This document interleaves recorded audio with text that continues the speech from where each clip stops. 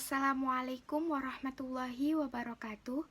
Kami dari kelompok 10 yang beranggotakan Elif Kristinawati, Eni Rohmatin, dan Erinda Nur Aisyah akan mempresentasikan tentang ilmu tahrij al-hadis. Awali dengan saya sendiri, Elif Kristinawati akan menjelaskan tentang pengertian tahrij al-hadis. Yang pertama ini, pengertian tahrij al-hadis, Dr. Mahmud Al-Tahan menjelaskan bahwa kata al-tahrij menurut pengertian asal bahasanya ialah berkumpul dua perkara yang berlawanan pada sesuatu yang satu. Kata al-tahrij sering dimutlakan pada beberapa macam pengertian yang populer. Untuk kata al-tahrij itu ialah yang pertama al-istinbat atau hal yang mengeluarkan, yang kedua adalah al-tadrib atau hal melatih atau hal pembiasan, dan yang ketiga adalah al-taurij atau hal yang menghadapkan. Menurut istilah dan biasanya dipakai oleh ulama al-hadis, kata al-tahrij mempunyai beberapa arti. Yang pertama itu ada mengemukakan hadis kepada orang banyak dengan menyebutkan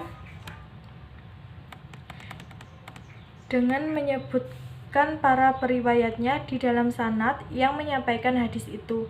Berikut metode periwayatan yang ditempuhnya.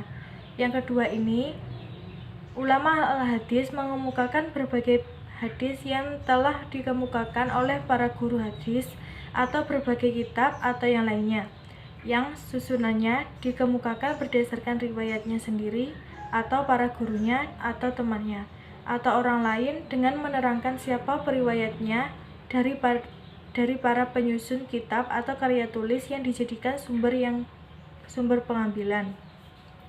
Yang ketiga, pengertiannya lainnya yaitu menunjukkan asal-usul hadis dan mengemukakan sumber pengambilannya dari berbagai kitab hadis yang disusun oleh para mukhorijnya langsung, yakni para periwayat yang menjadi penghimpun bagi hadis yang mereka riwayatkan.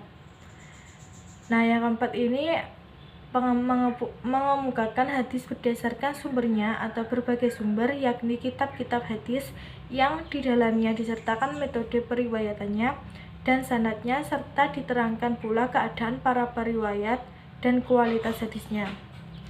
Yang pengertian terakhir ini adalah menunjukkan atau mengemukakan letak asal hadis itu secara lengkap dengan sanadnya masing-masing. Lalu untuk kepentingan penelitian dijelaskan pula kualitas hadis yang bersangkutan. Sekian dari saya, selanjutnya akan dilanjutkan oleh rekan saya. Terima kasih. Latar belakang munculnya tahrij al-hadis. Ulama dan peneliti hadis terdahulu tidak membutuhkan kaidah tahrij. Ketika membutuhkan hadis sebagai penguat, ditemukan di dalam kitab-kitab hadis termasuk juznya, dan mengetahui sistematika penyusunan kitab-kitab sehingga mempermudah mereka untuk memeriksa kembali dan menggunakan hadis tersebut. Hadis tersebut terus berlangsung berabad-abad, sehingga muncullah ulama yang bersemangat tinggi membela hadis melalui proses tahrij terhadap berbagai kitab dan hadis.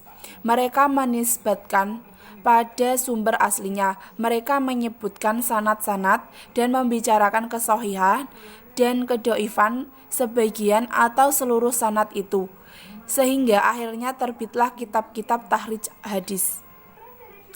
Tujuan dan manfaat. Tujuan tahrij hadis adalah untuk menunjukkan sumber hadis-hadis dan menerangkannya, diterima atau ditolaknya hadis-hadis tersebut. Manfaat: 1. Memperkenalkan sumber-sumber hadis. 2. Menambah perbendaharaan sanad hadis. 3. Memperjelas keadaan sanad. 4. Memperjelas hukum hadis. 5. Menjadi alat untuk mengetahui pendapat ulama sekitar hukum hadis. 6. Memperjelas perawi hadis yang samar. 7. Menghilangkan kemungkinan terjadinya percampuran riwayat. 8. Menjelaskan masa dan tempat terjadinya timbulnya sebuah hadis. 9. Mengungkapkan kemungkinan terjadinya kesalahan percetakan melalui perbandingan sanad, dan masih banyak yang lainnya. Perkenalkan, nama saya Erinda Nur Aisyah.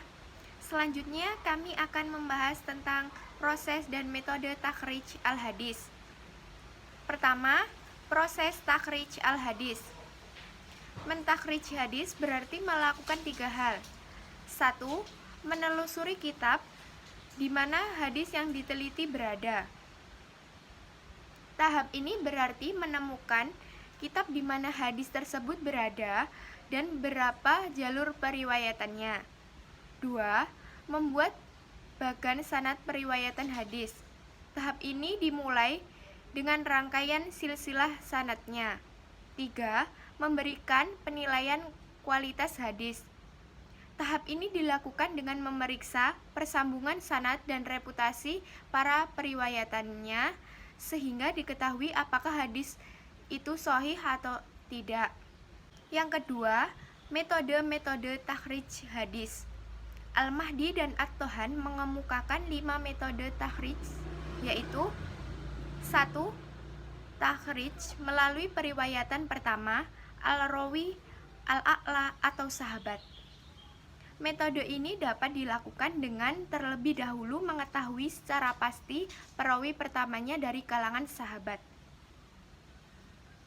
Langkah pertama dari metode ini adalah mengenal nama perawi pertama dari hadis yang akan ditakhrij. Langkah berikutnya, mencari nama perawi yang diinginkan dari kitab-kitab al-atraf atau musnad. 2. Takhrij melalui lafaz pertama matan hadis. Metode ini didasarkan atas lafaz pertama matan hadis. Melalui metode ini, pentakhrij terlebih dahulu menghimpun lafaz pertama hadis berdasarkan huruf-huruf hijaiyah. Setelah pentakhrij melalui lafaz pertama terletak dalam hadis tersebut, selanjutnya mencari lafaz itu di dalam kitab-kitab takhrij yang disusun sesuai dengan metode ini berdasarkan huruf pertama, huruf kedua, dan seterusnya. 3. Takhrij melalui penanggalan kata-kata yang tidak banyak diungkap dalam lisan. Langkah-langkah menggunakan metode ini yaitu: yang pertama, kita hendaknya mencari kata-kata tertentu dalam hadis yang akan ditakhrij. Namun, kata-kata itu haruslah merupakan kata yang berupa isim atau fiil dan tidak bisa mentakhrijnya dengan huruf seperti kata sambung. Kedua, dalam mencari kata pada hadis yang akan ditakhrij, hendaknya dicari kata-kata yang paling asing atau yang jarang digunakan. Karena semakin asing kata tersebut, maka proses pentakhrijnya semakin mudah. Ketiga, kita perlu menemukan kata dasar dari kata yang akan dipergunakan, terutama bila kata tersebut bukan merupakan kata dasar. Keempat, kita merujuk ke kitab takhrij yang menggunakan metode ini. Kitab yang paling masyhur adalah kitab Al-Mu'jam Al-Ufahros li Al-Fat Al-Hadis Al-Nabawi. Yang kelima, jadi kita tinggal merujuk pada keterangan yang diberikan oleh kitab Mu'jam tersebut dalam kitab-kitab hadis induk yang ditunjukkan. 4. Takhrij berdasarkan topik hadis. Seorang mentakhrij boleh saja tidak terikat dengan bunyi atau lafaz matan hadis yang ditakhrijnya, tetapi berupaya memahami topiknya. Upaya penelusurannya memerlukan kitab atau kamus yang dapat memberikan penjelasan riwayat hadis melalui topik yang telah ditentukan. 5. Takhrij berdasarkan status hadis. Melalui kitab-kitab tertentu, para ulama berupaya menyusun hadis berdasarkan statusnya, seperti hadis qudsi, masyhur, mursal, dan lainnya. Dan pembahasan kami yang terakhir yaitu tentang kitab-kitab takhrij al-hadis. Kitab takhrij al-hadis pertama muncul adalah kitab yang dikarang oleh Khatib al-Baghdadi pada tahun 463 Hijriah. Selanjutnya kitab yang muncul: 1. Takhrij al-hadis al-muhazzabah karya Muhammad ibn Musa al-Hasimi asy-Syafi'i. 2. Takhrij hadis tafsir al-Kasyaf karya Jamaluddin Abu Muhammad Abdullah ibn Usuf al-Zailai. 3. Takhrij ahadis al-Baidawi karya Muhammad Ibn Abdul Rauf dan Muhammad Humanzadah. 4. Tahrij Ahadits Asy-Syafi'i karya As-Suyuti. 5. Tahrij Ahadits Ihya karya Zainuddin Al-Iraqi. Mungkin cukup itu presentasi dari kami. Kurang lebihnya kami mohon maaf. Wassalamualaikum warahmatullahi wabarakatuh.